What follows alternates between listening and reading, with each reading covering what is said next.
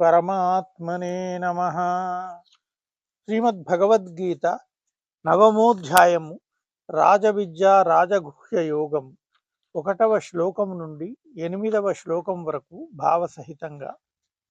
శ్రీ భగవానువాచ ఇదంతు తే గుహ్యతమం ప్రవక్ష్యామ్యనసూయవే జ్ఞానం విజ్ఞానసహితం యజ్ఞాత్వా మోక్షసే శుభాత్.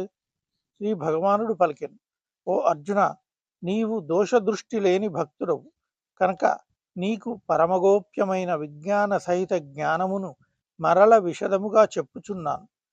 దీనిని తెలుసుకొని నీవు ఈ దుఃఖ రూప సంసారము నుండి ముక్తుడు కాగలవు. రాజవిద్యా రాజగుహ్యం పవిత్రమిదముత్తమం ప్రత్యక్షావగమం ధర్మ్యం సుసుఖం కర్తుమవ్యయం.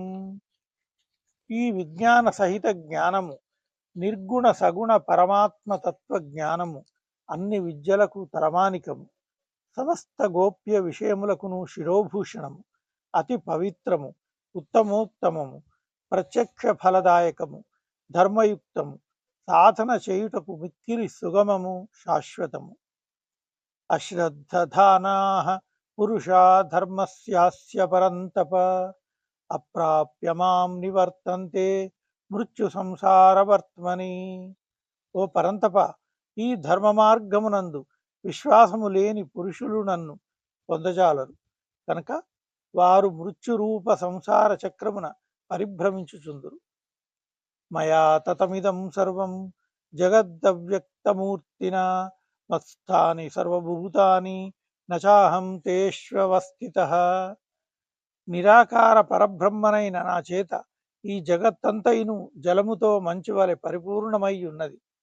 ప్రాణులన్నీయును నా సంకల్పమును ఆధారముగా కలిగి నాయందే అంతర్గతములై ఉన్నవి, కానీ వాస్తవముగా నేను వాటి యందు స్థితుడను కాను. నచమత్స్థాని భూతాని పశ్య మే యోగమైశ్వరం భూతభృన్న చ భూతస్థో మమాత్మా భూతభావనః. ఈ ప్రాణులన్నీను నాలో స్థిరముగా లేవు. ఈశ్వరీయమైన నా యోగశక్తిని చూడుము. ఈ భూతములనన్నింటినీ సృష్టించునదియు పోషించునదియు నేనే అయినను యథార్థముగా నా ఆత్మ వాటి యందు స్థితమై ఉండదు. యథాకాశస్థితో నిత్యం వాయుః సర్వత్ర గోమహాన్ తథా సర్వాణి భూతాని మత్స్థానీత్యుపధారయ.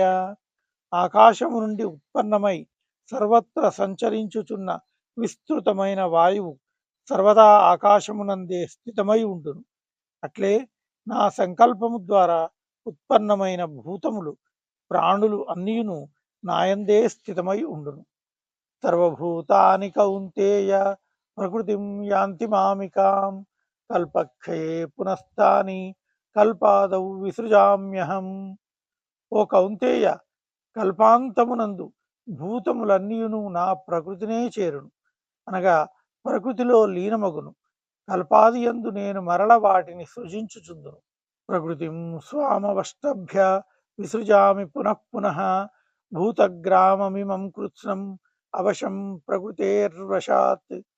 తమ తమ స్వభావ వశమున పరతంత్రమయ్యున్న భూత సముదాయమును నా ప్రకృతిని ఆశ్రయించి మాటి మాటికి వాటి కర్మానుసారము సృజించుచున్నాను. ఓం తత్సత్. సర్వే జనాః సుఖినో భవంతు. రేపటి వీడియోలో మరికొన్ని శ్లోకాలు చదువుదాం.